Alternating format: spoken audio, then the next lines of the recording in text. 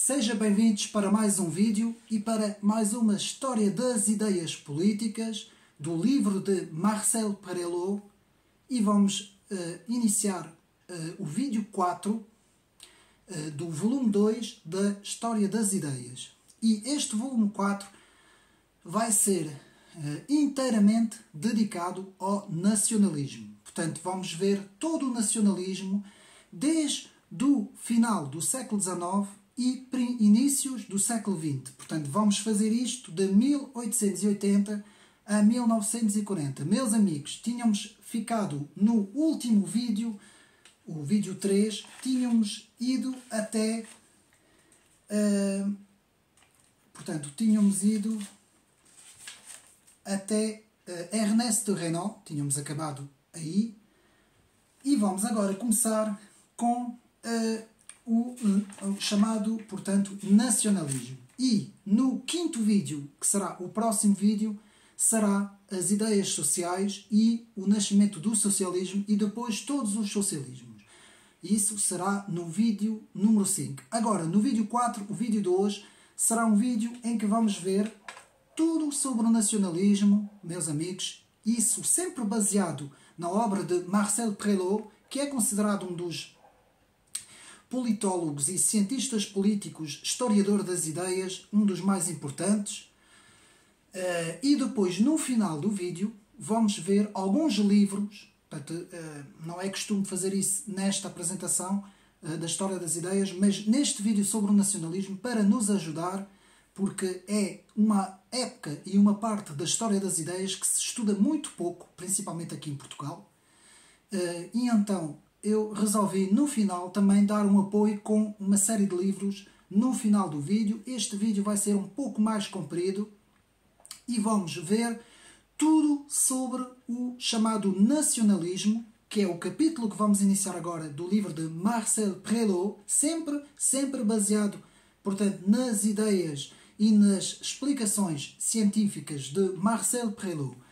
Então, primeiro, antes de começarmos o vídeo, meus amigos, no final do século XIX, aí a partir de 1850, indo até quase o início da Segunda Guerra Mundial, mais ou menos 1940, 1930 e poucos, 1940, nessa época, que prefaz quase um século, e isto a título de introdução, a política era vista de outra forma. E mesmo até antes, em séculos anteriores, como nós podemos ver nos outros vídeos. E, meus amigos, é lamentável, eu tenho que dizer isso, é lamentável ver o que se passa hoje. Hoje, em pleno século XXI, na política. E não é só em Portugal. Principalmente em Portugal, mas não é só em Portugal. Meus amigos, nessa época que eu disse, não é? Finais mais ou menos do século XIX, inícios do século XX, ainda havia o debate de ideias. Os políticos ainda eram pessoas cultas, pessoas que liam, pessoas que estudavam as correntes de pensamento, pessoas que eram cultas, que eram eruditas e que debatiam no plano das ideias. Às vezes havia violência, havia atentados, havia confrontos em manifestações, havia uma série de coisas que se passaram neste período inteiro.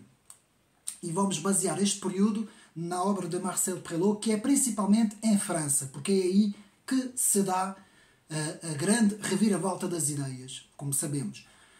E é lamentável, como eu estava a dizer, hoje, em pleno século XXI, vemos o que nós vemos. E eu não posso deixar de dizer isso como introdução, meus amigos. Quando nós vemos o que se passa, eu só falo aqui em Portugal, porque nos outros países, a França, a Alemanha, não é muito diferente. Mas quando nós vemos o que se passa em Portugal, quando nós vemos os governos atuais, vemos os políticos, os deputados atuais, que nada, mas nada sabem da história das ideias, que não têm praticamente cultura nenhuma, que não leem, só leem praticamente os documentos que precisam de ler para exercer as suas funções. E o que é que nós vemos? Corrupção, meus amigos. Corrupção atrás de corrupção, compadrio. Vemos toda uma série de coisas, de tentar manter a todo custo o poder, de pôr os amigos, trata-se mesmo de negociatas para os amiguinhos. É incrível, a política deixou de existir. Meus amigos, a política, a palavra política, que é a arte de exercer, digamos assim, o governo da polis, não é? Com os debates que nascem em parte na Grécia Antiga, em que se debate as ideias, isso não existe hoje no século XXI. Não existe porque os políticos não estão interessados. E como nós vamos ver no fim do capítulo do livro de Marcel Prelot, da História das Ideias, vemos quando nós chegamos ao século XX, finais do século XX, inícios do século XXI, com as correntes da tecnocracia, com as correntes da despolitização, ou seja, com as novas correntes, muitas vezes, que fazem com que o domínio do político tenha sido completamente deixado, completamente posto de parte, e hoje apenas se vive o exercício do poder a todo custo, usando todos os meios possíveis, como a corrupção. Nós vemos o que se passa em Portugal. Eu nunca vi nada assim, meus amigos.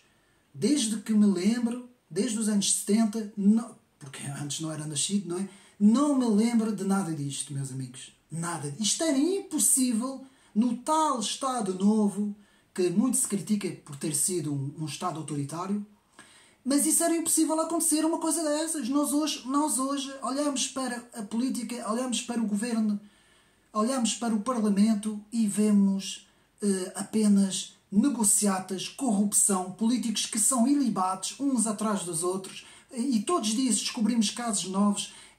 Isso tornou-se uma banalidade tão grande que as pessoas não ligam nenhuma. Se um dia aparecer alguém honesto na política, meus amigos, em Portugal, as pessoas vão ficar admiradas. Como é que isso pode acontecer? Temos aqui alguém honesto?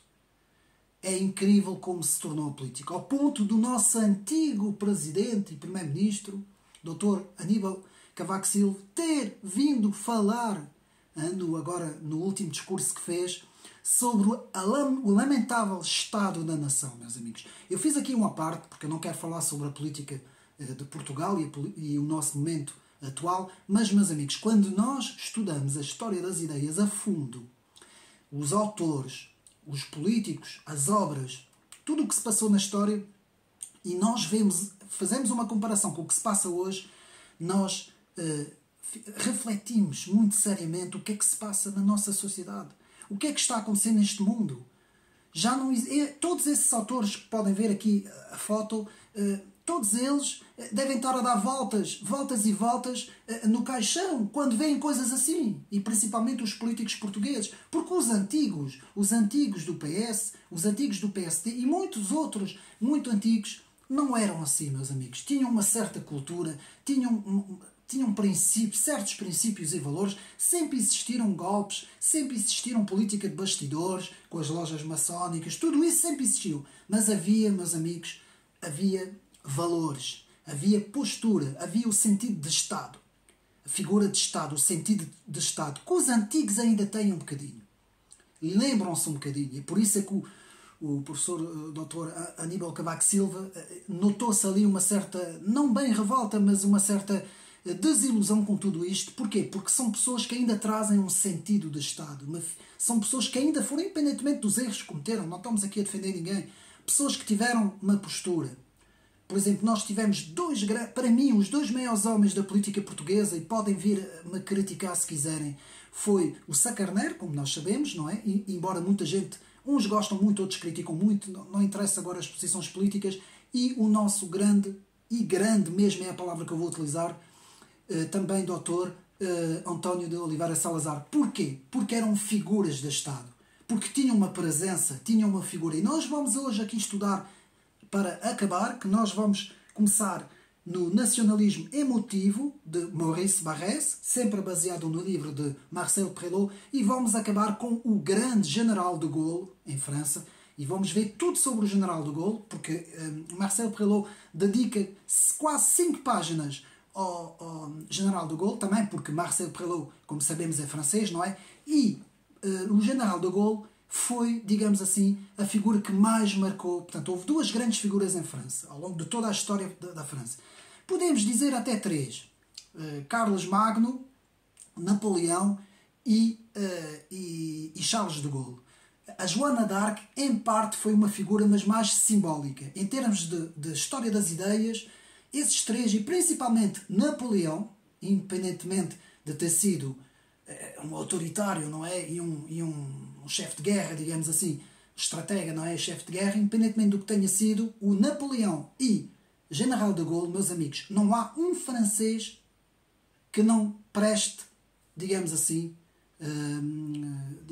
respeito e memória por esses dois, e principalmente o General de Gaulle, que foi o último dos gigantes. Ele é chamado o último dos gigantes, figura de Estado. E, meus amigos, eu gostava de ver alguém na política, em Portugal, agora estou a falar em Portugal, com a presença da figura de Estado. Alguém com uma figura de Estado.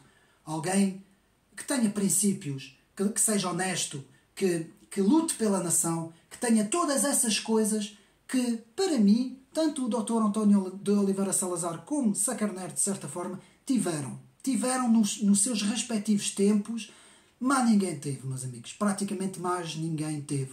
O professor Aníbal Cavaco Silva teve um pouco também. Não me lembro de mais ninguém que eu possa dizer que tenha tido, não falando da história dos reis e nada disso, não é? Estou a falar agora recentemente, portanto, não me lembro de alguém que tenha tido assim uma presença e principalmente ter uma figura de Estado, ter uma presença de Estado, que é isso que hoje não vemos. Hoje vemos, é ridículo o que nós vemos hoje. Estes ministros, que eu não quero aqui dizer o nome, porque não estou aqui, este vídeo apenas é um vídeo para história das ideias, mas as pessoas que nós vemos hoje, sinceramente, eu pergunto-me o que é que elas estão a fazer. Eu não sei, realmente eu não tenho palavras, meus amigos. E nós agora vamos mergulhar na história das ideias, e eu aconselho a leitura e a compra, mais uma vez, deste livro, História das Ideias Políticas, do grande professor Marcel Prelot, e depois, no fim, vamos ver algumas obras que eu escolhi, assim, por alto, para quem quer estudar dentro da área da ciência política, para quem quer estudar a história das ideias políticas, principalmente ocidentais. Depois irei apresentar, e algumas obras de alguns autores, irei no fim apresentar os livros.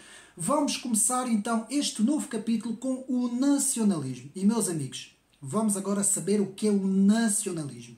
O nacionalismo aparece, de facto, no século XVIII. Portanto, todos os grandes politólogos, cientistas, eruditos falam disso desta forma, porque o nacionalismo antes não existia. O nacionalismo foi uma necessidade de defender a nação, digamos assim.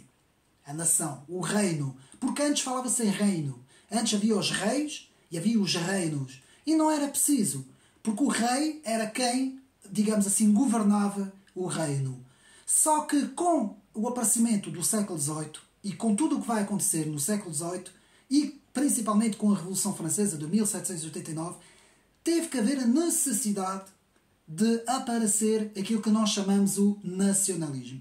E atenção, porque em França, agora estou a falar em França, a corrupção já começa com o governo de Luís XIV, o rei solo, o rei absolutista, aquele que dizia o Estado sou eu. A partir daí, não é? Aí no século XVII, não é? 1600 e picos, finais já na segunda parte do século XVII, começa logo ali a corrupção, ou seja, a corte começa completamente corrupta, o rei já não quer saber dos valores da nação, dos princípios, a Igreja Católica é posta de parte. Há ali uma série de coisas que acontecem nessa altura que vai piorar. Depois com o rei Luís XV melhora um bocadinho e depois com Luís XVI cai completamente. E é a partir daí que aparece a noção de nacionalismo. O nacionalismo é diferente do patriotismo. O patriotismo é um sentimento, principalmente um sentimento de defesa da nação num conflito, quando há uma guerra. Por isso é que as pessoas são patriotas. E eu vou dar um exemplo. Na resistência francesa havia os resistentes e havia os colaboradores. Ambos, atenção, isso é muito importante, ambos defendiam a nação, de certa forma. Só que a diferença é que os resistentes eram patriotas porque queriam expulsar os alemães, não é? Que tinham invadido e ocupavam a França, e por isso tinham esse sentimento de pátria, de patriotismo, esse sentimento. Os outros, os chamados colaboracionistas, não é? Do Marechal Pétain, o que é que eram? Eram chamados também nacionalistas, prezavam a nação, mas queriam uma nação à semelhança da nação alemã, governada por Adolf Hitler, não é? Eles queriam a mesma coisa, tanto que eles queriam se fundir também aos alemães, não é? Eles queriam abraçar os alemães e fazer uma França com a mesma ideologia. E então houve um embate também. Houve uma guerra, não foi só contra os alemães ocupantes. Portanto, os resistentes não lutaram só contra os alemães ocupantes. Houve também uma batalha grande entre os vichistas, não é, e os resistentes.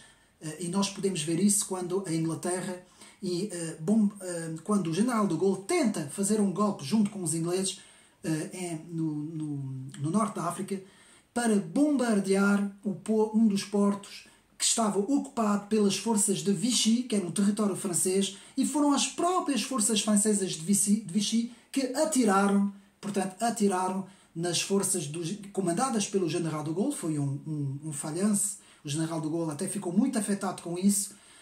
E então vimos ali, não estavam ali quase alemães nenhuns, era mesmo os vichistas ocupantes a fazerem guerra com os ingleses, não é? Comandados, a maior parte deles tropas também francesas, comandados por general de Gaulle, tropas que estavam na Inglaterra e que eram os chamados também resistentes, não é? A resistência.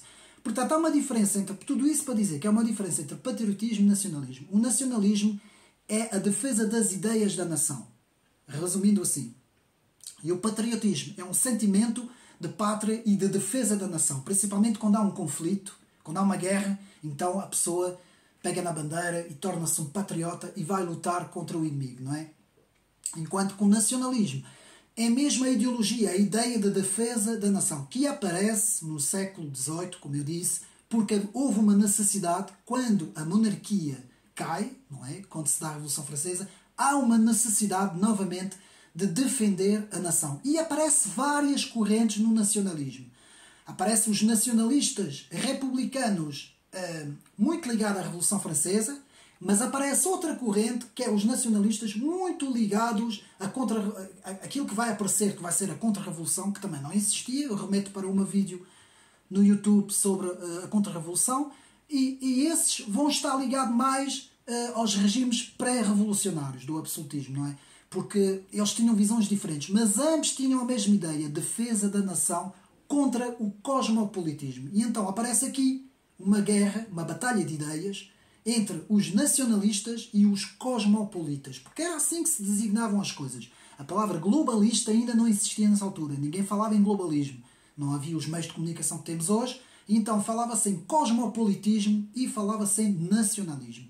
Então, aparece primeiro, vamos recuar e vamos ver que no final do século XIX, aí a partir de 1880, na Terceira República, há uma grande confusão, os poderes estão muito confusos, há uma grande anarquia política, digamos assim, o povo não se entende, as várias forças políticas não se entendem e aparece um homem que vai tentar reunir toda a gente. Mas esse homem é uma figura carismática e é a partir daqui, não é bem a partir daqui, mas porque nós vamos ver isso mais para a frente, que é o General Boulanger. Mas nós ainda não vamos falar do General Boulanger. Isso vamos ver um bocadinho mais para a frente, quando chegarmos à história do nacionalismo francês, que eu também vou falar aqui neste vídeo. Então, o que é que acontece? Um pouco depois do General Boulanger, quando o General Boulanger se suicida, não é? Porque ele vai se suicidar no estrangeiro, depois começam a aparecer, no final do século XIX, em 1890, por aí, vai começar a aparecer pensadores que vão pensar o nacionalismo. E é aqui que aparece o grande nacionalismo, que vai aparecer, primeiro vai haver um impulso de um socialista, mas um socialista muito nacionalista também, que vai ser um género do nacional-socialismo francês. Porque existiu. As pessoas pensam que não, mas existiu. Que é o Édouard de Rumont, que escreve La Fin du Monde, escreve La France Juive, portanto, o fim do mundo, a França judaica. E o Édouard de Rumont vai criar, porque era um género de um socialista, mas com ideias nacionalistas. E era antissemita, atenção. As ideias de Édouard de Rumont eram muito antissemitas. E ele vai aparecer com este primeiro nacionalismo. Mas pode-se dizer que o nacionalismo aparece, segundo as palavras, e agora vamos ao livro de Marcel Prelot, aparece com o chamado nacionalismo emotivo, que é o chamado nacionalismo emotivo, e vai aparecer na figura do grande pensador e grande escritor de literatura francesa, Maurice Barrès, que nasce em 1862-1923. Meus amigos, este vídeo vai ser comprido. Vamos ter que ver isto até ao fim, porque eu vou falar em muita gente e vou falar em tudo sobre o nacionalismo, praticamente francês, que depois também dará origem a muitos outros nacionalismos na Europa. Então, Maurice Barrès, um escritor de grande erudicidade, segundo Léon Blum. Eu vou seguir agora o livro de Marcel Prelot. Tudo o que eu vou dizer está no livro de Marcel Prelot.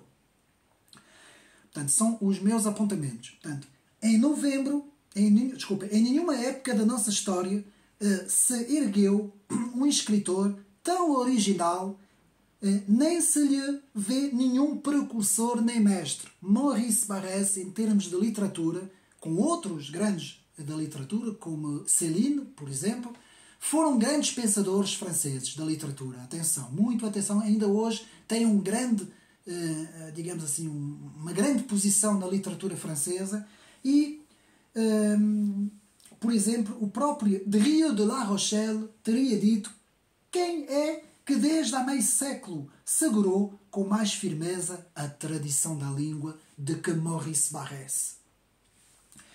Foi, tanto de Rio de La Rochelle, foi fruto, líder da Liga dos Patriotas e grande político. Portanto, ele pertenceu aos líderes da Liga dos Patriotas. E pode-se dizer que foi uma triste época em que Maurice Barrès viveu. E uma das frases de Maurice Barrès é precisamente esta. Ele diz: foi uma triste época em que aceitamos ser testemunhos da maior decadência do nosso século. Então, meus amigos, se eles diziam isso nessa altura, não é? Final do século XIX, início do século XX, imaginem se esses autores estivessem vivos hoje, caíam para o chão. Se eles vissem a corrupção que nós vemos, eles não iam aguentar. Portanto, já nesse tempo, que era um tempo muito onde ainda havia honra, ainda havia princípios, ainda havia, as pessoas respeitavam-se, ainda havia figuras de Estado, havia presença, havia tudo isso que hoje não existe. Então imaginem o que é que esses autores, eles devem estar a dar voltas nos caixões, meus amigos. Então Barrès vai criar o chamado culto do eu. O culto do eu, que eu vou explicar, com a publicação do seu grande livro Sous l'œil des barbares, sobre o olho dos bárbaros, escrito em 1888. Portanto, e com isso chegamos ao enraizamento nacionalista, o chamado enraizamento nacionalista, que, Marcel Prelot fala no livro. Barrès foi, numa legislatura, deputado boulangista, aquilo que eu disse. Ele foi deputado quando aparece o General Boulanger, depois vamos ver quem é. Portanto, autor dos romances da Energia Nacional, de l'Énergie Nationale. A Energia Nacional foi um grande livro, meus amigos. Depois ele escreve também Les Déracinés, Os Desraizados, escrito em 1897, e também L'Appel au Soldat, escrito em 1900, O Apelo ao Soldado. Depois também escreve duas grandes outras obras que vamos ver, e vai falar na defesa da terra dos antepassados. Fala na província natal, sua querida província natal, fala da pátria como o sentimento do seu coração e fala na terra e nos mortos, que nenhum país, nenhuma nação, nenhum reino pode subsistir se não olhar para os mortos do passado e se não olhar para a sua própria terra. Vejam bem a diferença dos pensamentos nessa altura, não é? Finais do século XIX, princípios do século XX, como se pensava nessa altura, como as pessoas eram agarradas à grande transformação que houve na Europa. Isso só se consegue ver quando se estuda, meus amigos. Porque hoje em dia, se nós andarmos aí, nós não percebemos nada do que se passa. As transformações à nossa volta é-nos normal, porque nós não sabemos. Portanto, a importância de se estudar o passado, ou seja, eu vou dar aqui um exemplo. Um homem do século XXI, pode ser da minha idade, 40 e tal anos, por exemplo, um homem que de repente vai 100 anos para trás, imaginamos que, vamos aqui conjunturar, não é? Entrava numa máquina do tempo, de viajar no tempo, e de repente via-se 100 anos atrás, meus amigos, iria ser um choque maior para o homem que vinha do futuro do que para os próprios daquele século. Tal era a diferença cultural, tal era a diferença de pensamento, como a nossa Europa e também o nosso Portugal se transformou completamente com todas essas novas coisas que estão a acontecer, que digo-vos uma coisa, eu não quero imaginar como isto vai ser daqui a 50 ou 100 anos. Mas continuando. Portanto, é na nação que o homem, ao nascer, encontra as suas primeiras bases. Palavras de Maurice Barrès. Cresce, alimenta-se nas suas tradições, nas suas lendas, nos seus costumes, na sua história, resultado de uma imensa herança cultural e ancestral. Vejam bem a visão que tinham estes grandes homens, não é? Estes grandes pensadores. E Maurice Barrès foi um grande pensador do nacionalismo. E vamos ver a sua obra principal, que eu vou falar agora, que é a obra chamada Scènes et Doctrines du Nationalisme, que é Cenas e Doutrinas do Nacionalismo. Eu tenho a obra no meu tablet, em PDF, não tenho a livro, já o encomendei, estou à espera que venha. E depois irei fazer uma apresentação também para os meus amigos, para conhecermos esta obra desse grande pensador. Portanto, Scènes et Doctrines du Nationalisme, Cena e Doutrinas do Nacionalismo, mas é um livro importantíssimo para quem estuda o nacionalismo. Portanto, é um nacionalismo afetivo e contagioso. Portanto, escrita em 1911, Scènes et Doctrines du Nationalisme vai dar corpo intelectual ao nacionalismo francês.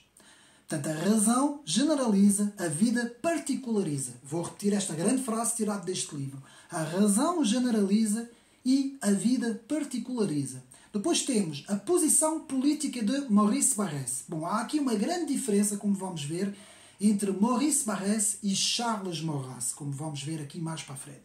Então, ele é republicano, ele acredita nas ideias de 1789, mas atenção, ele acredita nessas ideias com enraizamento nacional. Ele vai criar aquilo que se chama hoje o republicanismo nacionalista. Porque ele era um republicano nacionalista, ele não era monarca, ele não acreditava na monarquia. E esse foi um grande diferente que ele teve, portanto, um debate que ele teve muito grande com Charles Maurras, que foi seu discípulo, não é? Então podemos ver, é republicano, mas não parlamentar. Ele era contra o parlamentarismo, a república dos, como os franceses dizem, des causeurs, des bavards, des parlementaires, dos falantes, dos que falam em vão, dos que não são capazes de pegar, digamos assim, nas redes da nação, não é? Então, Barrès quer uma constituição forte, de governo, daquela que o general Boulanger, como vamos ver, instaurou. E que o próprio Deroulède, atenção, na altura do Boulanger, também preconiza na Liga dos Patriotes. Depois vamos ver os vários grupos nacionalistas franceses.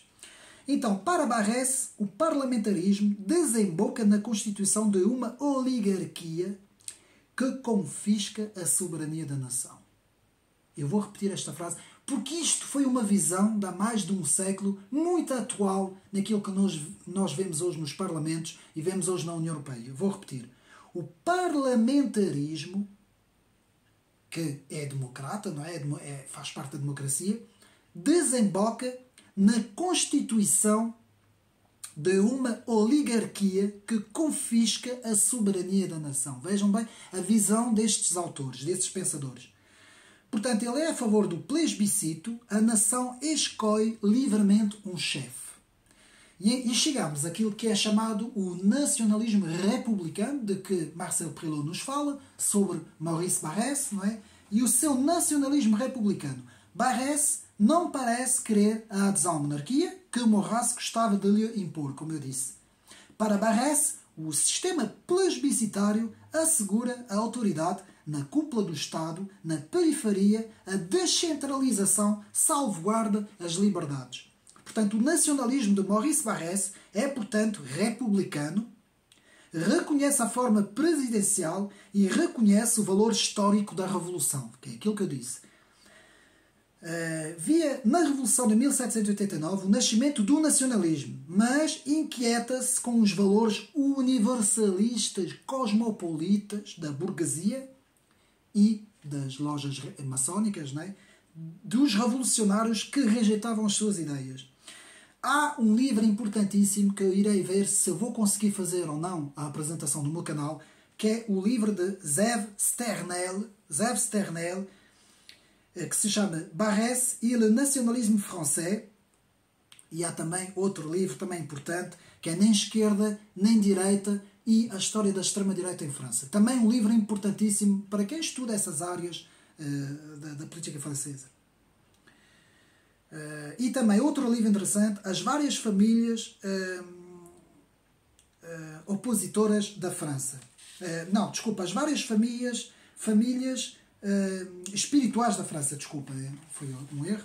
Portanto, chegamos agora, como vimos, Maurice Barrès, então, é uma figura importantíssima, tanto na política como na literatura, porque escreveu, foi poeta, foi um grande pensador, muito a imagem, não nos mesmos termos e nos mesmos pensamentos, mas nós aqui podemos falar um bocadinho em Fernando Pessoa, porque eram até em termos de estrutura de imagem eram muito semelhantes. Maurice Barrès e Fernando Pessoa eram assim daqueles pensadores que ficavam sozinhos e isolados numa tasca ou num cafezinho isolado, ficavam horas e horas a escreverem em notas, não é, em papelinhos, eram muito pensadores, eram poetas, eram profundamente, mergulhavam profundamente nos seus pensamentos, ao ponto de se poder passar por eles e falar-se com eles, bom dia ou boa tarde, eles nem respondiam, tal era o mergulho que eles estavam, não é? E Maurice Barrès também era muito assim. Só que era mais virado para a política do que o nosso Fernando Pessoa, que era, como sabemos, mais na poesia e na literatura, não é? Então, chegamos aqui agora ao Charles Péguy. Charles Péguy, que portanto, nasce em 1873 e morre em 1914. Charles Péguy, a imagem de Maurice Barrès, também ele é republicano. Ele também defende as ideias de 1789, mas não as ideias universalistas e cosmopolitas. Péguy, homem místico, muito místico, ele vai falar na mística na política, ou seja, Péguy fala naquilo que hoje foi esvaziado. Aquilo que hoje não existe, nós quando olhamos para os nossos deputados e olhamos para o nosso governo e vemos tudo menos mística. E vemos ali, não vemos nada, não é? Vemos umas pessoas que estão ali para ter o poder a todo custo e para, se for preciso, fazem todos os meios, chegam a todos os meios, não é? Para poder manter o poder e não querem saber absolutamente nada da política, não querem saber absolutamente nada das populações, não querem saber absolutamente a nação para eles, não querem saber absolutamente nada. É uma tristeza o que nós vemos hoje na política. Sinceramente, eu cada vez mais me distancio da política portuguesa. Não vejo interesse nenhum na política portuguesa, vejo um desgaste, é triste eu dizer isso, mas é o que eu penso. Portanto, Péguy, homem místico, é contra a política partidarista e politiqueira. Para Péguy, a mística é o poder político, mas Péguy, que vem do povo, foi também homem do socialismo francês. Atenção, este socialismo era muito diferente do socialismo que nós vemos aqui. Hein? Era um socialismo muito com base nas ideias. Que depois nós vamos ver isso no próximo vídeo, no vídeo 5, quando vamos dar as ideias do socialismo. Portanto, Péguy tem uma obra muito interessante, Notre Patrie, Nossa Pátria, escrita em 1905, em que descreve como o país se rendeu às ideias da guerra. O livro Notre Jeunesse, Nossa Juventude, escrito também em 1910, manifesta a fidelidade ao ideal Dreyfusiano. Nós vamos ver também isso tudo. O que é que foi o caso de Dreyfus, muito conhecido em França, também no final do século, portanto, XIX, não é? Princípio do século XX. Vamos ver o que é que foi. No livro L'Argent Suite, o dinheiro segue, arrasa com os antigos amigos socialistas. Portanto, ele teve umas grandes diferenças com os antigos amigos que ele tinha no Partido Socialista. Mas Péguy, ele chegou a odiar, mesmo essas palavras de Marcel Perrault, chegou a odiar o socialismo democrático e liberal. Ele era contra o socialismo democrático, parlamentar e liberal. O próprio Alain Finkielkraut, muito conhecido filósofo francês, nos fala sobre Péguy e diria que Péguy foi o último dos místicos republicanos e nacionalistas, nas palavras de Alain Finkielkraut, o bem conhecido filósofo francês, que ainda é vivo e que ainda escreve muitos livros. E foi assim que Péguy também se inscreve na tradição do nacionalismo republicano. Tudo isso faz parte do nacionalismo emotivo. Portanto, já vimos Maurice Barrès e Charles Péguy. E agora vamos então ao Charles Maurras. Meus amigos, eu tenho vários, aliás, vídeos sobre Charles Maurras. Não vou falar muito sobre ele, vou apenas resumir os principais traços aqui que Marcel Proulx nos fala no livro. Portanto, Charles Maurras, que nasce em 1868 e morre em 1952. Foi o chamado criador do nacionalismo integral. O nacionalismo integral. O nacionalismo republicano é emotivo, que é os dois que vimos antes. Mas o nacionalismo monárquico integral é lógico e racional. Vamos ver isso. Charles Maurras, nas próprias palavras de Charles Maurras. Maurras foi um positivista, portanto, ele era muito discípulo de Auguste Comte e também estudou muito, fala-se pouco sobre isso, mas estudou muito René Descartes. Ele era muito racionalista, porque ele dizia que René Descartes era o espírito francês. Ele era anti-anglo-saxónico, meus amigos. Charles Maurras não podia ver os ingleses nem os americanos, porque ele sempre disse que houve uma grande diferença entre a França e os anglo-saxónicos, ao contrário de Portugal, que sempre foi muito próximo dos ingleses, não é? Tivemos muitas alianças com eles e agora também somos muito atlantistas, não é? Charles Maurras era anti-atlantista, anti-anglo-saxónico, anti-inglês, ou seja, para eles era o novo Joana d'Arc, a nova Joana d'Arc, para expulsar os ingleses da França, não é? Como ele dizia. E atenção, nós estamos a ver isso até antes da Segunda Guerra Mundial. E até antes da Primeira Guerra Mundial. Portanto, Maurras foi um positivista, não é? Discípulo de Auguste Comte e de Taine. Portanto, ele também revia-se muito nos escritos de Taine que vimos no vídeo anterior. Portanto, vai ser um anti-romancista. Ele opôs-se ao romantismo. Para ele, a política decorre da observação científica, cujo o terreno é a história. O livro Mes idées politiques, Minhas Ideias Políticas, explica esta visão. Um verdadeiro nacionalista põe a pátria acima de tudo. No seu livro L'Empire Organisateur, o Império Organizador, ele determinou 4 grandes inimigos da França eterna. Que em França há muito essa expressão, la France éternelle, que é a França eterna, e ele via 4 grandes inimigos. Eu só não concordo com um, mas ele não era católico, ele defendia a tradição católica. Para ele, os evangelhos foram escritos por 4 discípulos desconhecidos, ele não ligava nada a isso, ele não ligava nada à Bíblia, ele era por tradição. Ele dizia que os franceses tinham que abraçar a Igreja Católica por uma questão de unidade, não por uma questão espiritual, por uma questão tradicional, cultural e de unidade. Então, no livro L'Empire Organisateur, há 4 grandes inimigos, segundo Charles Maurras. Há os judeus, do dinheiro, não é, como ele chamava. Há os metecos, que eram estrangeiros, os maçons, principalmente, e também os protestantes. Portanto, Charles Maurras também não via os protestantes com bons olhos, que é isso que eu também critico, não é? Porque eu acho que os protestantes não têm absolutamente nada a ver com os outros 3 grupos, não é? Mas ele falava nesses 4 inimigos, l'Empire Organisateur. Vai chamar a isso os 4 Estados Confederados, deixados pelos malefícios dos regimes republicanos, regimes inimigos da inteligência, porque é o regime do dinheiro para Maurras. Os burgueses endinheirados abraçavam todas essas ideias cosmopolitas que depois veio a dar a Europa que nós temos hoje, não é? A União Europeia que nós temos hoje. Ele era partidário da monarquia, mas não é a monarquia divina de Bossuet ou que o próprio grande contra-revolucionário que nós, Joseph de Maistre, que nós estudávamos, abraçavam. Não, ele não via a monarquia como algo de divino, como um poder divino. Para ele a monarquia era muito racional, era muito terrena, era muito humana. A república para ele é a inimiga. A Action Française, meus amigos, Maurras vai estar quase 40 anos ligados à Action Française. E dentro da Action Française houve vários antagonismos e várias correntes de pensamento nacionalistas que, portanto, lutaram umas contra as outras na própria Action Française.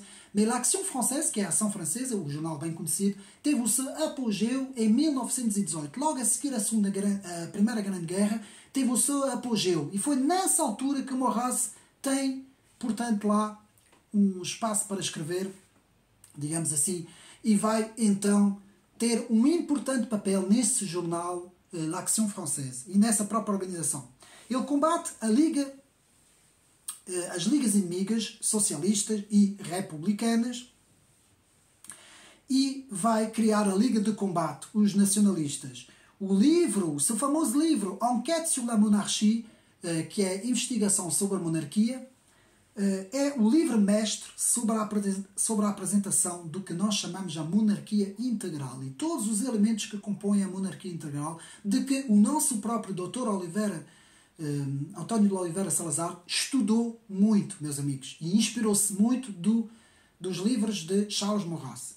Portanto, sua frase, que é o seguinte: ou a França é o rei, ou não há rei, mas também não há França. E vou repetir: ou a França é o rei, ou não há rei, mas também não há França. Portanto, é assim que Maurras via, portanto, as suas ideias políticas. Maurras era contra os evangélicos, como eu disse, que eram desconhecidos, judeus desconhecidos, mas era em favor da tradição católica. É dele esta frase: sou romano, mas também sou humano. Portanto, romano diz respeito à civilização, humano diz respeito aos seus valores. Portanto, outro grande livro que tenho no canal, podem ir ver o resumo, L'avenir de l'intelligence, demonstra sua ideia de um catolicismo de tradição. Pronto, e agora já vimos, portanto, os três grandes, os quatro, vimos um bocadinho Eduardo Raymond, que eu considero um nacional-socialista francês, porque eu não sou muito partidário de... Aliás, eu sou completamente contra essas ideias por causa do antissemitismo, meus amigos, isto fica já aqui dito, que há uma parte do nacionalismo francês que sempre também errou por causa disso, meus amigos. Porque, ao contrário do nacionalismo americano, não é? Que nós podemos estudar a história também, que era pró-israelita, o nacionalismo francês, uma grande parte do nacionalismo francês sempre se opôs ao judaísmo, o que é uma estupidez, no meu ponto de vista, não é? Pronto, cada um tem a sua maneira de ver as coisas, eu tenho a minha. Portanto, vamos agora ver, estamos a estudar o século XX, e Marcel Prelot nos fala aqui, passamos para outro capítulo, e vai nos falar no chamado nacionalismo e no fascismo. Temos que ver, temos que estudar o que foram essas ideologias. Então vamos começar pelo chamado fascismo italiano. Então, este sistema político tenta ser contra o individualismo, acima de tudo, de 1789, e o coletivismo de 1917, o coletivismo marxista soviético de 1917. É uma reação nacionalista de cariz autoritária, é uma reação contra o demoliberalismo. O termo feixe designa a faixa de um grupo de homens ligados entre si, que vem da Roma antiga, e foi um movimento dirigido pelo famoso Benito Mussolini, que era um homem, como é que se pode dizer, era um homem com um certo carisma, digamos assim, não é? E autoritário também, não é? A insígnia com a vara e o machado é o símbolo que irá reunir Luigi Frederzoni e Alfredo Rocco, que são os primeiros criadores. Muitos deles vieram do Partido Comunista Italiano, atenção, que inicialmente vieram, como eu disse, dos partidos comunistas italianos. É a exaltação do Estado, o Estado divinizado, não é? A conversão das massas ao Estado e a recusa do marxismo. O fascismo italiano é, antes de mais, uma estatocracia. Meus amigos, vejam o vídeo que eu fiz sobre a democracia totalitária, que aí se explica muito bem o que é o fascismo, não é? Portanto, se o liberalismo significa o indivíduo, o fascismo significa o Estado. Vou repetir porque para compreender é importantíssima esta frase. Se o liberalismo significa o indivíduo, então o fascismo significa o Estado. A personificação do Estado. Mas não o Estado marxista, atenção. Tudo no Estado, nada contra o Estado, nada fora do Estado. Frase bem conhecida de Mussolini, não é? Portanto, as legiões que marcharam sobre Roma em 1922 e a ascensão ao poder do Partido Nacional Fascista, PNF, de Benito Mussolini e as suas famosas camisas negras. Quem quiser estudar essa parte da história pode o fazer. Os livros importantes foram Le Fascisme au XXe siècle, o fascismo no século XX, de Milza e Bentelini. Depois temos Le Fascisme, de Henri Michel, os fascismos. E depois temos Les mouvements fascistes en Europe, de Ernest Nolte. Pronto, isto para falarmos, portanto, do fascismo italiano. Vamos agora ver, sempre seguindo aqui, portanto, deixe-me ver quanto tempo é que eu tenho, sempre visto aqui a obra de Marcel Prelot, vamos ver o chamado Estado nacionalista. O que é o Estado nacionalista? Procede da doutrina francesa da soberania nacional, considera a nação como o centro da vida moral e cultural. Liga os que viveram no passado aos que vivem ao presente e aos que vão viver no futuro. O Estado-nação é da substância imaterial, todos os espíritos comungam nela. O Estado torna-se a síntese e a medida de todas as coisas, segundo as teses de Mancini, que eram o doutrinário do Estado Nacional. Segundo Enrico Corradini, não esquecendo que Alfredo Rocco e Enrico Corradini estão na origem do fascismo, que eram pessoas muito ligadas à esquerda, atenção, e ao Partido Comunista Italiano. Portanto, segundo Enrico Corradini, precursor de Mussolini na Itália, a Itália é a grande proletária. A riqueza só existe como nação. E nós vamos ver com Jacques Doriot, portanto, eu penso que seja isso, deixe-me aqui ver. Exatamente, nós vamos ver com Jacques Doriot e com o grande Partido Popular Francês, o PPF, como é que se passa do comunismo, como é que se é elegido como comunista, como Partido Comunista, e de repente o partido passa para fascista. Então vamos ver que há uma relação muito próxima entre o comunismo e o fascismo, meus amigos. Isto não é dito por ninguém, mas nós quando estudamos a história das ideias, nós vemos perfeitamente isso. Então vamos continuar, não é? Portanto, em França, o Partido Comunista vai fazer aliança com todos os partidos nacionalistas e vai criar o grande partido fascista, lá está, como eu disse, de Jacques Doriot, em 1936. A fusão dos comunistas e com outras ligas que vai dar ao grande partido fascista. Isto é a prova, meus amigos. Enrico Corradini, Alfredo Rocco e Jacques Doriot é a prova, como eu costumo dizer, de que comunismo e fascismo são os dois irmãozinhos de mão dadas. Não tem nada a ver com conservadores nem nacionalistas, nada. Estes, ao contrário, são os inimigos. E isso tem que ser dito, tem que ser explicado, porque há muita confusão na história das ideias e principalmente os próprios políticos em Portugal que gostam muito de rotular os outros sem sequer perceber nada da história das ideias. Bom, agora vamos passar para o chamado nacionalismo hitleriano de Adolf Hitler, o nacional-socialismo, que tem duas palavras, nacional e socialismo. A imagem de Edouard Reymond, o nacional-socialismo é a junção do socialismo e do nacionalismo, que é isso que nós temos que perceber. E essa junção, portanto, na história da Alemanha, essa junção, o que é que vai fazer? Vai, por meio de ideias, por meio das ideias de Nietzsche, algumas ideias de Hegel, as ideias substanciais de Nietzsche, algumas visões da grandeza alemã, até na música fala-se em Wagner, por exemplo, das grandes ideias da nação ariana. Tem que perceber isso tudo muito bem. Principalmente escrito num livro de Adolf Hitler que escreveu quando esteve preso, A Minha Luta, Mein Kampf, não é? Em que tudo isso vai ressaltar e vai criar o chamado nacional-socialismo. E atenção, Hitler, na sua juventude, depois de lutar na Primeira Guerra Mundial, há documentos oficiais que dizem que Hitler era inicialmente partidário do socialismo. Isso tem que ser dito, meus amigos. Isso tem que ser dito. Então, acede ao poder 10 anos depois do fascismo italiano, não é, de Mussolini. Hitler é autor de um volumoso livro, como já falamos, Mein Kampf, escrito durante a detenção, como eu disse, do autor na fortaleza em Landsberg.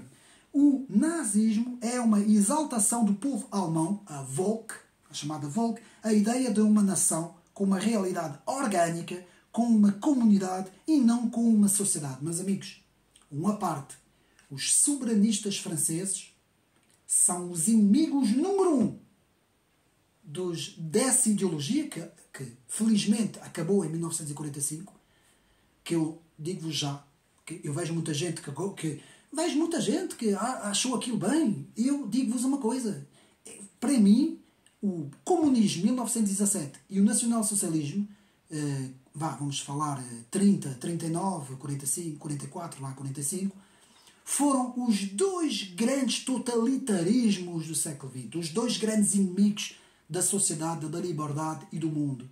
E venha lá quem vier debater isso comigo, meus amigos. E os soberanistas, os conservadores, os nacionalistas conservadores, aqueles que pregam o nacionalismo francês, como eu costumo dizer, são inimigos. E, aliás, lutaram. Foram eles a resistência. De Gaulle é a representação perfeita da resistência contra esta gente. E eu vejo-me completamente nas ideias de Gaulle. Vamos ver isso mais para a frente.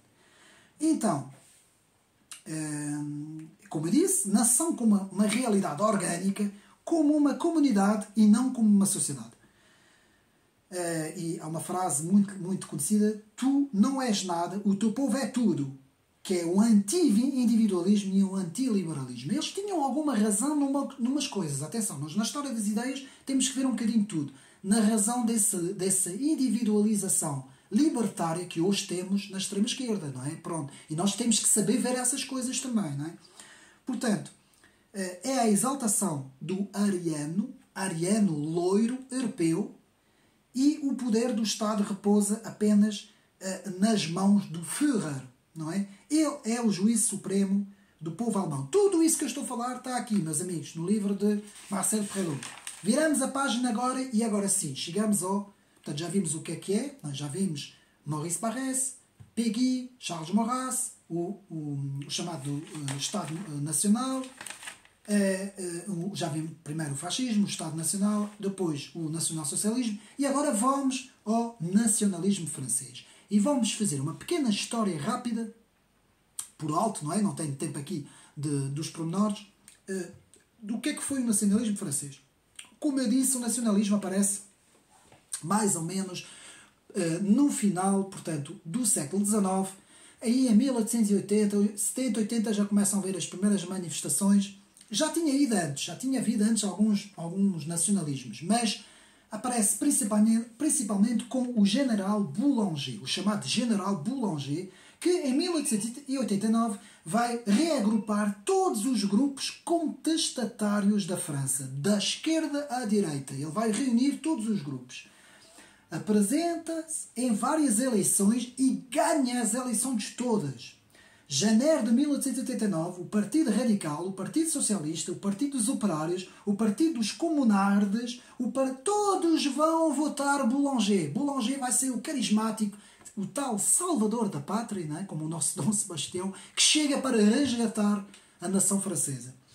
É o chamado primeiro grande movimento populista que temos na história das ideias. Portanto, também aí a palavra populismo aparece com o general Boulanger. Antes não existe. Se nós queremos estudar o que é o populismo, a origem do populismo é no general Boulanger. Tudo acaba... para o general Boulanger tudo vai acabar mal. Ele vai se refugiar no estrangeiro, abandonado pelos seus partidários, ele vai se suicidar e acaba triste, não é? Um pouco como Eduardo Rimond, que acaba miserável, pobre, morto na guerra, completamente sem nada, não é? Portanto, o general Boulanger, refugiado no estrangeiro, vai se suicidar. E os republicanos vão sair vencedores da crise da Terceira República. E então, passando uns tempos, dá-se o caso de Dreyfus. O chamado caso de Dreyfus, que é importante nós percebermos o que é que foi o caso de Dreyfus em França. O caso de Dreyfus foi a acusação de um militar francês que estava nas Forças Armadas Francesas e foi acusado de colaborar, fazer espionagem com os alemães. E esse militar, não é, que era capitão, também era judeu, era de origem judeu. E foi por ser judeu que aconteceu tudo isto, meus amigos. E o que é que acontece?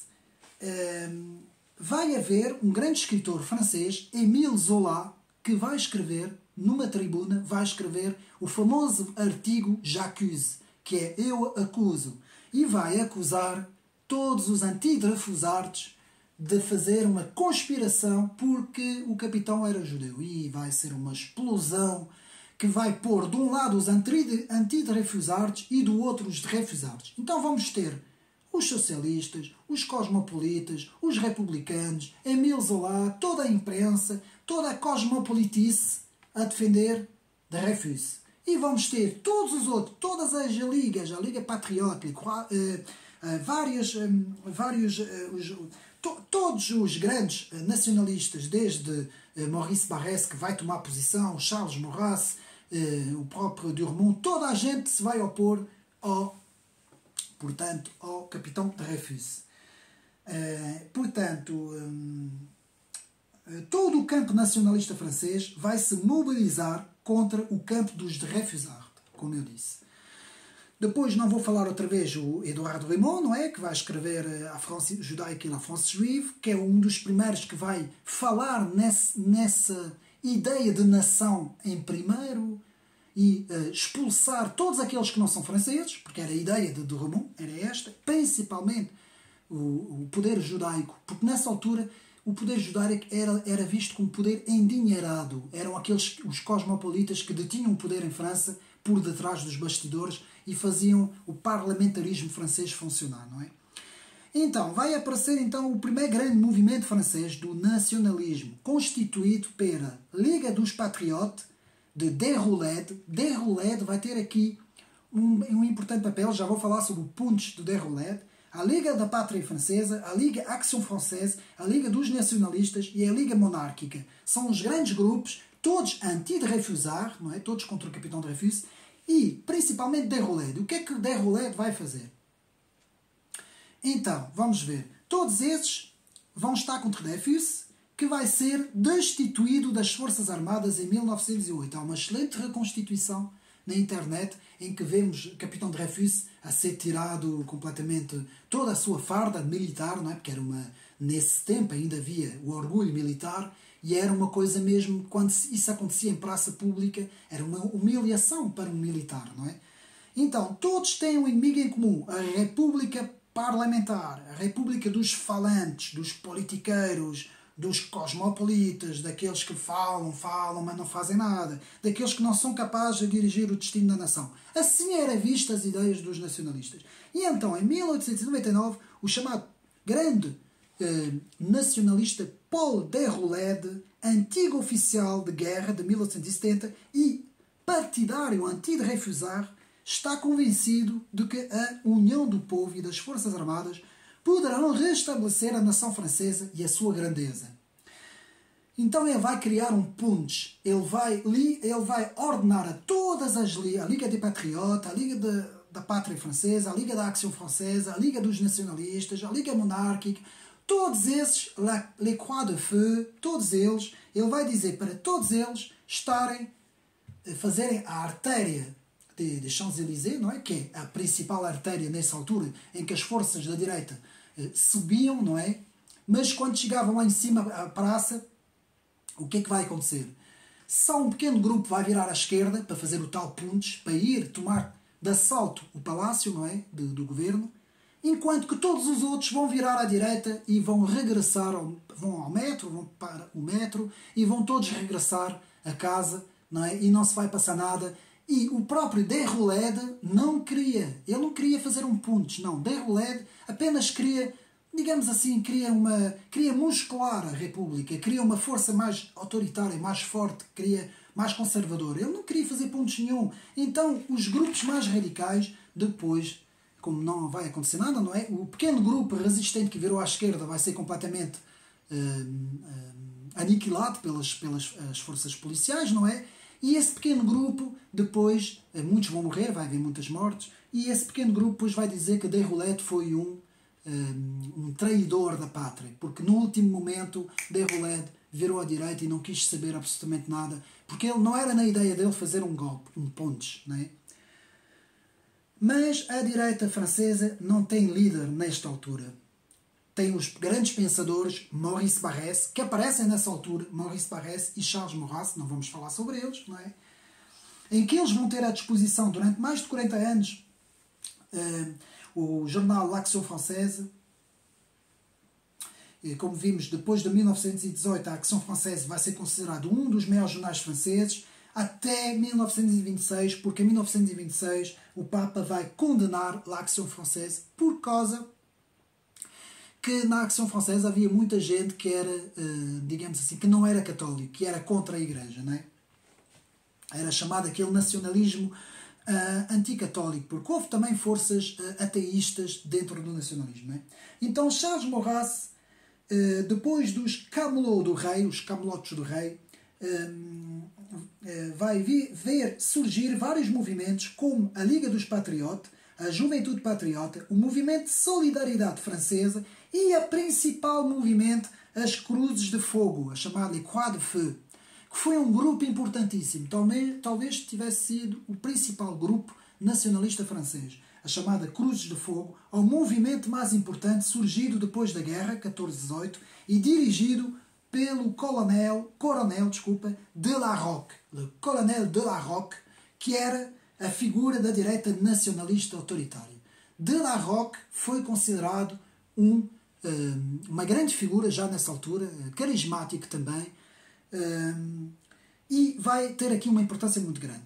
Larocque quer uma França nacionalista e populista, mas atenção, Larocque não é fascista. Sua clientela vem tanto dos mais populares como dos quarteirões do dinheiro, não é? Dos betinhos. Ele tinha os populares e os betinhos, tinha assim uma clientela meio misturada. Todos os grupos vão manifestar contra a República. Portanto, Larocque se vai manifestar também contra a República. Portanto, eles próprios vão também descer a avenida toda des Champs-Élysées e mais uma vez vai ser a última manifestação contra a República Parlamentar. Eles vão virar todos à esquerda, apanhando o metro e regressando a casa, e mais uma vez mais um golpe que vai ser desfeito. As Cruzes de Fogo vão ser os únicos que vão ficar de plantão, mandando abaixo o governo, mas também eles vão ser desfeitos. E Larocque vai ser novamente, muito a imagem de Paul Déroulède, também ele vai ser considerado um outro traidor, porque nunca foi a intenção do coronel Larocque desfazer a República. Ele queria uma República mais nacionalista, mas não queria desfazer a República. Então, são os grupos mais radicais, a Liga Dura, dos Cruzes de Fogo, que vão até tentar um golpe sem sucesso. Vai haver muitos feridos e Larocque vai fugir. E não vai tentar nada, sendo depois considerado também ele um grande traidor. Com as eleições do socialista Léon Blum, portanto aparece um socialista de origem judeia, Léon Blum, todas as ligas nacionalistas vão ser dissolvidas. Portanto, isto está aqui tudo no livro, não é? Todas as ligas nacionalistas vão ser dissolvidas depois destes dois grandes falhanços, Déroulède e Delarocque. Em 1936 aparece, então, depois há um período, digamos assim, em que não se passa nada, todas as ligas vão ser ressentidas, vão ficar na defensiva, alguns grupos se vão radicalizar, como les cagoules, as cagoules, não é? Mas não vai haver assim uma representação grande dos nacionalistas. Até 1936, quando aparece Jacques Doriot, e que faz o seu grande discurso em Saint-Denis em 1936. Meus amigos, Jacques Doriot vem do Partido Comunista Francês. E o que é que Jacques Doriot vai fazer? vai fazer o apelo à França. Vai começar a misturar ideias nacionalistas com as ideias comunistas e vai criar o Grande Partido Popular Francês, PPF. Nasce assim o primeiro grande partido fascista francês. E Jacques Doriot, o que é que ele vai querer ser? Vai querer ser o Mussolini francês. Então, é a reunião da extrema-esquerda com a extrema-direita. Jacques Doriot, que veio do Partido Comunista, a grande figura do Partido Comunista, rival de Torres, e o típico António Gramsci francês. Estão a ver a foto do António Gramsci? Pegam na foto do Jacques Doriot, é mesmo igual. Aqueles assim meio caracóis curtinhos, aqueles óculos redondos, aquele ar que eles tinham todos, não é? Ar de intelectuais comunistas, porque eles tinham todos esse ar nessa altura. E ele vai ser muito parecido então com, digamos assim, António Gramsci. Vai ser um António Gramsci, digamos assim, francês. Sua ascensão se faz sobre a bandeira antifascista. Reparem bem o paradoxo, que é isso que nós temos que perceber. Para ele subir ao poder, ele anuncia-se como antifascista dos comunistas. Uma vez que está no poder, começa a engriar todos, os da extrema-esquerda, os da extrema-direita. E vai criar o grande partido, primeiro grande partido fascista, o único que existiu em França. Não existiu mais nenhum fascismo em França. Nem o Frente Nacional original, de Jean-Marie Le Pen, não teve nada a ver com isto.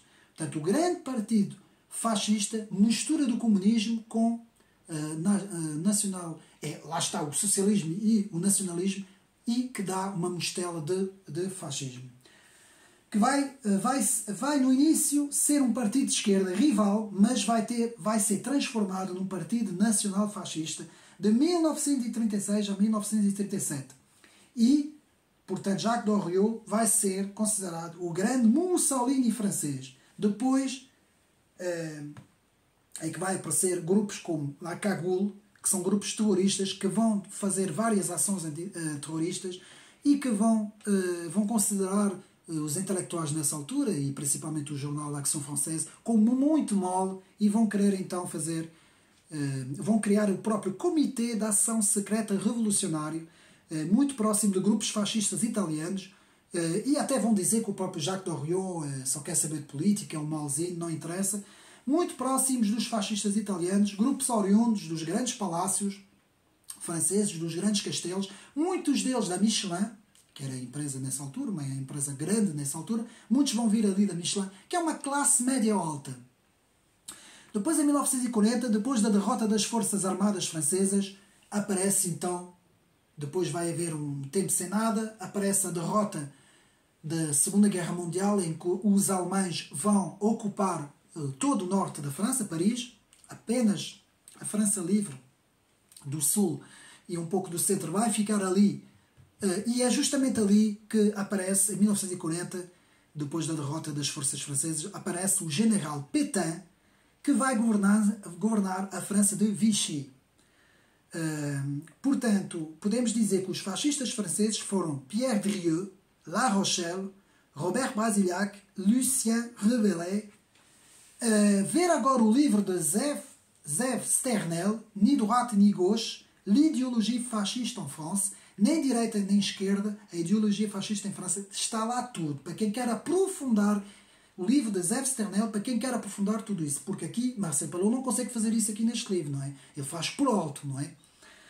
Então, tudo isso é uma reação dos anos 30 ao 1789. O que é que os meus amigos retenham isso? Tudo isso é uma reação dos anos 30, porque passou-se tudo nos anos 20 dos anos 30, e até um bocadinho antes, não é? Com o caso Dreyfus, contra as ideias de 89.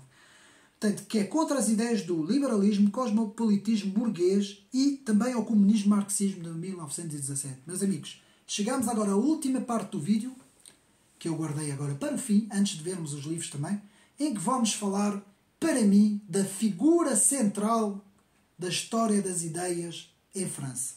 Não universal, não é? Mas da história das ideias em França. E, dito pelo próprio Marcel Prelot, o último dos gigantes. O último dos gigantes na política. Não houve mais ninguém, meus amigos. Podem ir ver os presidentes americanos, podem tentar procurar onde quiserem. O último dos gigantes chama-se Charles de Gaulle. E vamos então estudar a pessoa de Charles de Gaulle. 5 folhas aqui sobre Charles de Gaulle na obra de Marcel Prelot. é chamado o nacionalismo patriota e combativo de Charles de Gaulle contra o hitlerismo germânico. E contra também o Mussolini, porque Charles de Gaulle não era nada partidário do Mussolini. Seu nacionalismo é chamado nacionalismo personalista. Quem quiser tirar apontamentos, nacionalismo personalista. Vamos ver porquê. Eram de certa forma autoritário, mas não totalitário. Atenção. O seu grande livro de Gaulle, um grande livro sobre de Gaulle, Les pensées principales de Gaulle, réplique et anecdote de Michel Julien, que tem quase toda a biografia de Charles de Gaulle, e nós também vamos ver ali um livro importantíssimo que eu depois vou mostrar. Portanto, de Gaulle é frequentemente considerado maurassiano. De Gaulle lia muito Charles Maurras. Vamos ver as pessoas com quem ele leu. Portanto, de Gaulle leu Charles Maurras, o filósofo Henri Bergson, de certa forma Maurice Barrès, algumas coisas de Maurice Barrès, Charles Péguy também. De Gaulle estudou muito essas ideias. Ele estudou muito, portanto, quando ele, na sua juventude, de Gaulle foi um grande estudioso do pensamento francês. Então, de Gaulle era católico, mas católico social. Publica La France et son armée, acima de tudo era um militar, chefe de Estado com uma presença de Estado que hoje não temos em lado nenhum, carisma de Estado, figura de Estado, chefe de Estado, presença de Estado. Publica La France et son armée, a França e a sua armada, publicação que lhe valerá uma desavença com o Marechal Pétain. Ele é curioso porque ele escolhe de ir fazer os seus estudos, escolhe, portanto, o exército onde ele vai também estudar e também incorporar, vai ser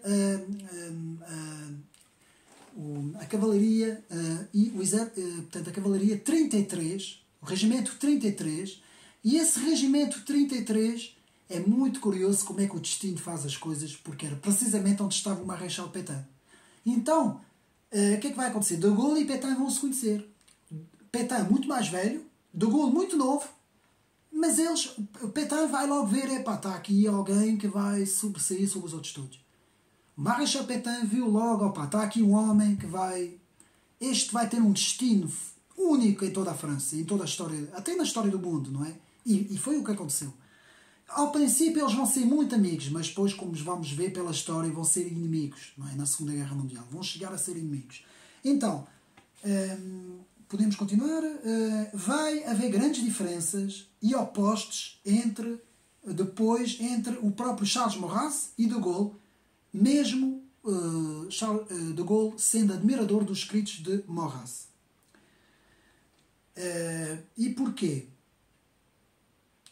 O próprio Charles Maurras depois vai se distanciar. No início ainda vai olhar para de Gaulle, mas depois vai se distanciar muito.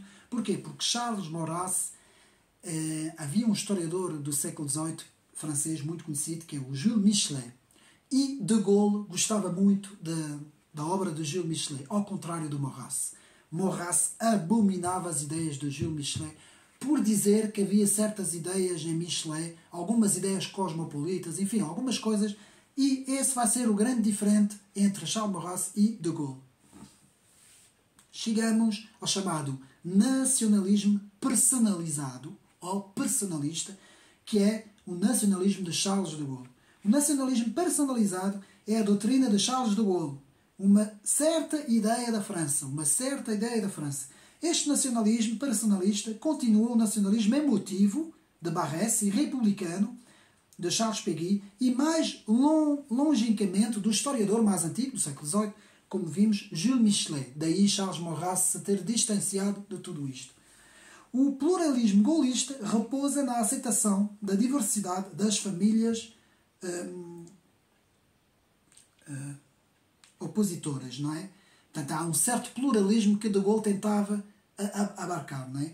Apoia o apelo de Péguy, o tal apelo de Péguy: mãe, olha os teus filhos que tanto se bateram. Portanto, vai aqui nascer a ideia de que a pátria é mais importante que as ideias, é mais importante que as correntes de pensamento, e tanto a esquerda como a direita temos de nos unir todos para defender a pátria, que era a grande ideia central de Charles de Gaulle ao longo de toda a sua vida. E vamos ver como Charles de Gaulle, que também gostava muito de se retirar, era uma das técnicas que ele tinha, quando ele via que as coisas não corriam bem, de Gaulle se retirou, que foi o que aconteceu em 68, não é? no maio de 68, e também de certa forma em 58, 10 anos antes, quando também de Gaulle também sai do poder, não é? Então, vou repetir: Mãe, olha os teus filhos que tanto se bateram pela França, de Charles Péguy. Péguy e de Gaulle têm um antepassado comum.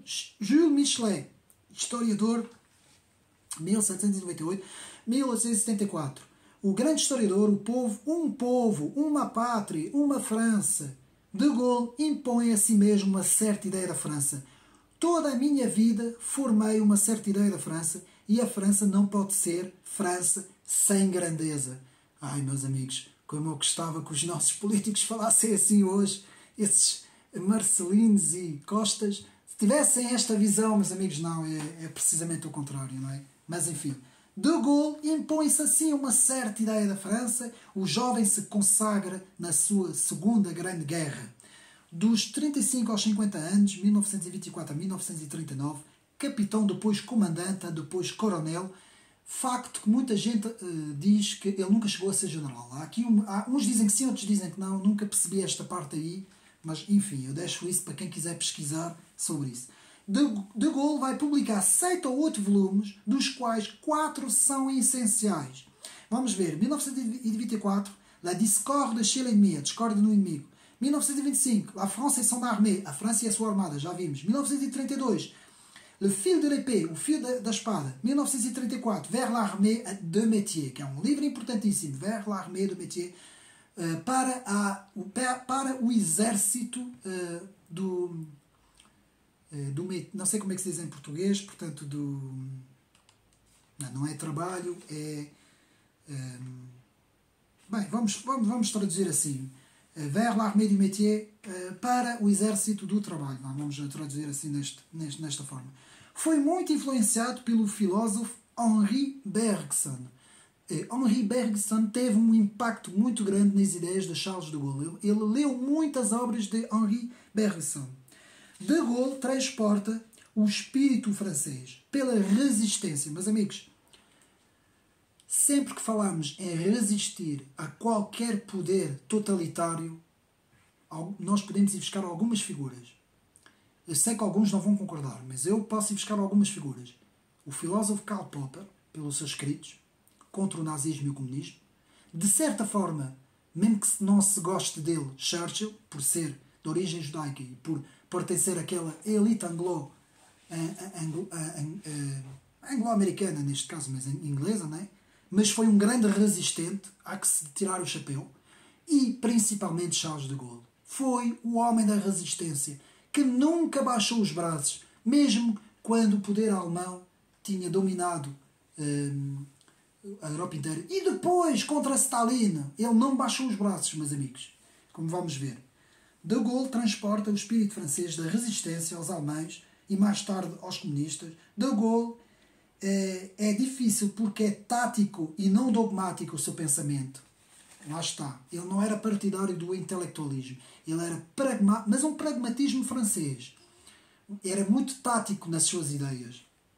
Por 3 vezes vai sair do poder, como eu disse, em 1946, 1953, 1969. É famoso o discurso que ele faz quando as forças aliadas entram em Paris. Quando ele entra em Paris, Paris submergé, Paris brisé, Paris détruit, mais Paris libéré.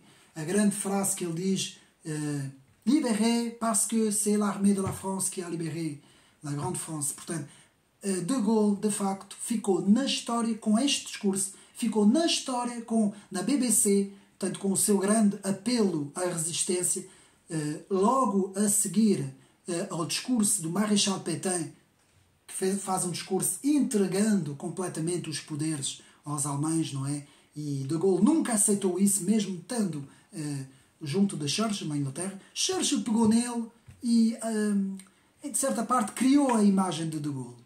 É o próprio Churchill que vai criar a imagem de Gaulle, vai criar o De Gaulle místico, não é? Mandando, em termos de publicidade, vai tirar várias fotos com a sua esposa, não é? E vai assim criar um De Gaulle da resistência, vai dizer a De Gaulle para fazer várias emissões na BBC, vários apelos, que no início foram pouco ouvidos em França. Logo, o seu primeiro programa de rádio, não é? A fazer um apelo à resistência, foram pouco ouvidos, mas depois tornaram-se, portanto, os hinos de apelo da resistência francesa. Como eu disse, vai sair 3 vezes o poder, 1946, 1953, 1969. Teve 2 êxitos: a neutralidade do Pontes de Argel, conseguiu, e a liquidação dos distúrbios de maio de 68. Atenção, muitos o criticam por ter dado uma reviravolta na Argélia francesa, porque ele era partidário da defesa da Argélia francesa, mas depois ele vai entregar a Argélia francesa. O que é que isso vai criar? Os grupos pró-Argélia francesa,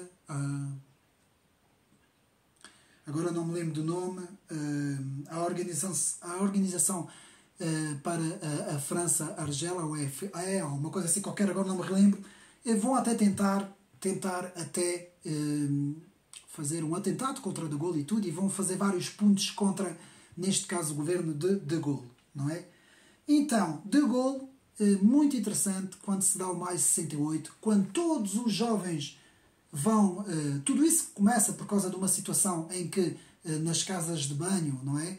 Das mulheres, das raparigas e dos rapazes, e vão, os estudantes nas universidades francesas vão na Sorbonne e em vários sítios vão, portanto, protestar contra essa diferenciação entre raparigas de um lado e rapazes no outro. Tudo isso vai gerar as tais manifestações de maio de 68, e então o que é que vai acontecer? De Gaulle vê que não vai ter mão em tudo isso. Já mais velho, habituado àqueles confrontos entre Hitler, entre Stalin, entre o próprio Roosevelt, entre todos os grandes atores que ele estava habituado nos anos antes a lidar, ele aí, nos anos 60, não é? Finais dos anos 60, não consegue lidar com tudo isso, e então ele vai ter uma jogada de mestre.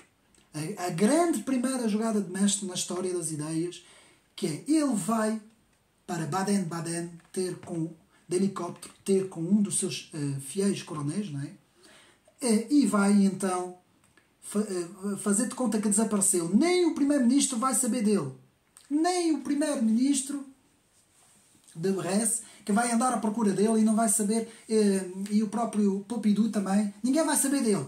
Ninguém vai saber onde é que está De Gaulle, e De Gaulle estrategicamente vai fazer de conta que desapareceu, que aconteceu alguma coisa, e logo a seguir todo o povo francês vai para os Champs-Élysées com bandeiras a dizer: queremos o De Gaulle, não queremos anarquia, queremos que o De Gaulle volte. Só mesmo um grande chefe de Estado faz isso, meus amigos. Um homem, o último dos gigantes, a fazer uma coisa dessas, uma jogada estratégica, o que não deixa que depois o próprio De Gaulle, num referendo, vai perder, não é? E ele próprio vai se afastar, não é? Mas foi um grande homem, meus amigos, um grande político, uma figura de Estado, que é aquilo que não existe hoje, infelizmente, principalmente aqui em Portugal. Nós não temos figuras de Estado, não temos nada, temos autênticos oportunistas e a corrupção, que eu não quero falar sobre nada disso, e este homem foi um grande homem de Estado. Tivemos também em Portugal alguns, não é, como eu disse, mas este homem foi um grande homem de Estado e, de facto, fica aqui. Portanto, De Gaulle foi um estratocrático, grande figura do Estado, chefe do RPF, que era um partido que ele criou, que era, portanto, o partido Rassemblement du Parti de France, que era assim a designação do RPF, que ele queria juntar toda a gente, não é?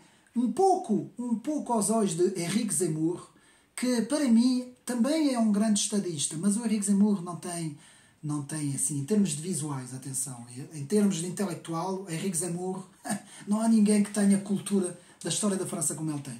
Podem vir 50 Marie Le Pen, até Marion Maréchal, que atenção, Marion Maréchal já tem um certo saber cultural e político, um certo conhecimento, mas Marie Le Pen não tem, meus amigos, esqueçam. Agora, Henrique Zemmour tem. Muito mais, por exemplo, também que o Philippot. Eu gosto muito do Florian Philippot, do Patriote, mas se há alguém que percebe de história, percebe de ciência, da história das ideias, percebe mesmo, é Henrique Zemmour. É uma enciclopédia. Ele foi jornalista, mas para mim ele devia ser historiador.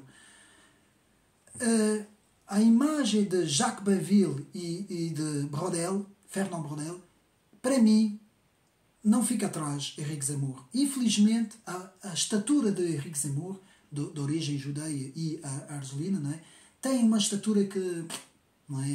Ele não tem visual nenhum. Não é? Por exemplo, infelizmente, Macron tem mais. Um rapaz novo e tal, coisa. E, apesar de ter zero, absolutamente zero, de dentro daquela cabeça, Macron tem uma figura, tem uma certa imagem, digamos assim, se é que podemos falar imagem. Mas Zemmour não tem. Mas Zemmour, em termos intelectuais, muito parecido com Charles de Gaulle também. Aliás, o Zemmour é gaulista 100%, é napoleonista e gaulista 100%. Então, o Estado é para ele um órgão transcendente, uma instituição de decisão da ação e de ambição. Charles de Gaulle. Vemos aqui um antiliberal também, contra já os americanos. Atenção, Charles de Gaulle opôs-se completamente aos americanos. Até o último dia do seu mandato, ele quis tirar a França da NATO. Ele se opôs àquilo que ele chamava a oligarquia americana do dinheiro, a oligarquia americana dos bancos, a oligarquia americana da hegemonia, do pensamento, de querer impor a sua ideia no mundo inteiro. Já nessa altura, de Gaulle avisou, aliás, ele até teve vários encontros no Canadá com o próprio líder chinês na altura, também na Rússia, ele foi várias vezes à Rússia. Portanto, de Gaulle sabia muito bem o que é que os Estados Unidos queriam. O que é que os Estados Unidos queriam, nesse caso os governos americanos, queriam ter a França na palma da mão, dentro da União Europeia, completamente dissolvida dentro da União Europeia, completamente na mão, que é o que hoje acontece, não é? O Macron é um agente dos americanos, não é? Então, de Gaulle adere à Vulgata democrática e considera o povo reunido, mas não atomizado à maneira dos liberais. Chefe de governo, presidente do RPF, chefe de Estado, Charles de Gaulle, vai percorrer a França abraçando todos os franceses. E todos os franceses vão-lhe tirar a pala, vão-lhe tirar o chapéu, vão-lhe bater a pala, como eu costumo dizer. Foi uma luta incessante contra a mediocridade. Eu quero acabar aqui este vídeo com isto, antes de irmos aos livros. Uma frase do grande conhecido Stanley Hoffmann, que diz o seguinte de Gaulle: foi o último dos gigantes, foi uma luta incessante contra a mediocridade, meus amigos. A mediocridade que hoje nós podemos ver no governo francês, no governo português, no governo alemão, no governo do Canadá, em todos os governos ocidentais temos a mediocridade, temos a tecnocracia, tecnofinanceira, temos as elites que não estão nem aí para a política, não estão nem aí para os povos, não estão nem aí para ninguém, apenas para manter a sua elitezinha, o seu poderzinho. E em Portugal é a mesma coisa. E é muito triste quando nós estudamos a história das ideias. Por isso é que é importante ler e estudar, não ficando ouvindo os comentadores que apenas repetem o discurso que eles são mandados fazer, não é? Muitas vezes a defender os governos, não é? Se não defenderem o PS, vão defender o PSD. Quando o PS está desgastado, que é o que está agora a acontecer, vão defender o PSD. Meus amigos, vejam aqui em Portugal, se querem ver sobre a atualidade, vejam os vídeos do João Til, vale a pena, eu aqui faço este apelo, porque ele mostra tudo o que se passa. Vejam também, de certa forma, uma jornalista muito boa que nós temos, que é a Sandra Felgueira, também, que eu gosto de ver. Temos muito pouca gente, realmente, se tivermos que ver a televisão, temos mesmo muito pouca gente. Ainda temos, que agora não me recordo do nome, na SIC, fala muito sobre economia, que eu já fiz um livro sobre ele, que agora não me recordo do nome, não vou ter tempo, e o vídeo também já vai adiantado, eu quero apresentar os livros. Mas enfim, meus amigos, é triste vermos o estado em que Portugal chegou. E a Europa, mas Portugal, meus amigos, em termos de corrupção, nunca vi nada assim.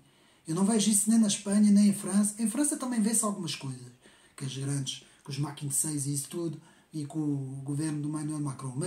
Mas Portugal bate o recorde mesmo. Eu não sei onde é que isto vai parar. Isto vai ter que haver, em termos de justiça, em termos, os nossos tribunais, os nossos juízes, vai ter que haver alguma coisa, meus amigos. Vai ter que haver, porque não podemos ter toda esta gente solta a fazer o que querem, Não podemos, meus amigos. Não. Isso é tudo muito triste e eu acho que vai ter que haver, pelo menos vai ter que haver um exemplo, não é? Alguém vai ter que fazer alguma coisa, o Presidente, não sei, olha, eu não sei. Meus amigos, vamos agora aos livros. Vamos agora aos livros, que eu quero aqui mostrar rapidamente. Alguns livros já conhecem os meus amigos. Rapidamente, bom, eu vou apresentar esse, podem ir ao canal, fiz há pouco tempo o vídeo, o resumo no vídeo, do livro As Grandes Figuras da Direita, de Jean-Christophe Bisson e Guilherme Tabar. Podem ir ver, As Grandes Figuras da Direita, meus amigos. Está aqui tudo, de Gaulle, todos, meus amigos. Rapidamente, eu tenho, não vale a pena, Benjamin Constant, Rivarol, Joseph de Maistre, Napoleon, Chateaubriand, Guizot, Tocqueville, Barrès, Poincaré, Charles Maurras, Charles de Gaulle, enfim, temos tudo aqui em francês, infelizmente, não houve tradução para português. Outro livro em francês, Mémoire de Guerre, um dos livros principais de Charles de Gaulle, que eu vou mostrar aqui. Eu tenho aqui em francês mesmo, o original, As Memórias de Guerra, de 44 a 46. Meus amigos, o grande resistente contra o totalitarismo. Não vou dizer mais nada, está aqui tudo. Um grande homem pela sua obra. Depois, quem quer se especializar na história da França, infelizmente é tudo livros em francês. Podem procurar esses livros, quem souber o francês, na Livraria Francesa em Lisboa, ali ao pé da zona do Saldanha, do Átrio do Saldanha, tem ali a Livraria Francesa, tudo isso está lá. Portanto, aqui, História da França, também do grande Jean Carpentier e François Lebrun, que são dois grandes historiadores para quem quer, portanto, estudar a história da França. Tudo livros franceses, por enquanto, mas nós não temos quase nada aqui em Portugal sobre isso. Depois, também, lamento não haver obras de Charles Maurras em Portugal. Deveria ser obrigatório o estudo de Charles Maurras. Aqui, Charles Maurras, L'avenir de l'intelligence et d'autres textes, O Futuro da Inteligência e outros textos, de Charles Maurras, um livro imprescindível, meus amigos, para nós compreendermos o nacionalismo integral francês. Agora vamos aos livros portugueses. Meus amigos, há muita coisa, não posso estar aqui a perder muito tempo a apresentar os livros todos, mas assim por alto temos o livro de Jean Touchard, que é historiador francês também, História das Ideias Políticas, e é o volume 4. Porquê que é o volume 4? Porque é o volume que nós estamos agora a ver, do liberalismo aos nossos dias, que também aqui vai falar sobre o nacionalismo francês e os vários nacionalismos também, de Jean Touchard. Portanto, é um livro importantíssimo, portanto, mais uma vez, não é? História das Ideias Políticas, muito bom esse livro, bem escrito, muito interessante. Depois, outro livro de História das Ideias de Dmitri Georges Lavrov, também um grande historiador, História das Ideias Políticas, também este prefaz da Antiguidade até a Contra-Revolução, e é o segundo volume, portanto, da modernidade, 1789 até os nossos dias. Portanto, muito bom também, História das Ideias Políticas. Agora, aqui, a grande obra política das grandes obras, aqui estão reunidas o resumo das grandes obras, de Maquiavel à atualidade. Portanto, começa de Maquiavel, não é, no Renascimento, não é, e século XVI, e vai até a nossa época do grande Jean-Jacques Chevalier. Meus amigos, Marcel Prelot e Jean-Jacques Chevalier são os dois grandes historiadores da história das ideias francesas. Portanto, franceses são os dois grandes historiadores que eu recomendo, portanto, Jean-Jacques Chevalier e Marcel Prelot. E eu aqui, Yves Gouchet também, com ajuda, também vai ajudar neste livro. E aqui temos as grandes obras políticas, meus amigos. Eu já fiz o resumo, podem ir ao meu canal ver também, apenas para lembrar, portanto, rapidamente onde é que está as obras que nós temos aqui, já está aqui, portanto, temos, portanto, Maquiavel, Thomas Hobbes, temos John Locke, temos Rousseau, depois temos toda a Contra-Revolução, temos a Revolução Francesa, depois temos toda a Contra-Revolução, Edmund Burke, Tocqueville, temos Mestre, Bonald, por aí fora. Temos também, depois passamos para o socialismo, que é o próximo vídeo que nós vamos ter Karl Marx, tudo sobre o socialismo, Sorel, Lenin. Depois passamos para também o Mein Kampf, de Adolf Hitler. Depois temos, portanto, sobre o século contemporâneo, temos Frederic Hayek, temos John Rawls, temos Habermas, temos vários outros autores. Meus amigos, as grandes obras aqui. Portanto, as grandes obras políticas de Maquiavel à atualidade. Também da Quimera, né? No mesmo género, História das Ideias Políticas, meus amigos. Da Quimera também, imprescindível. História das Ideias Políticas.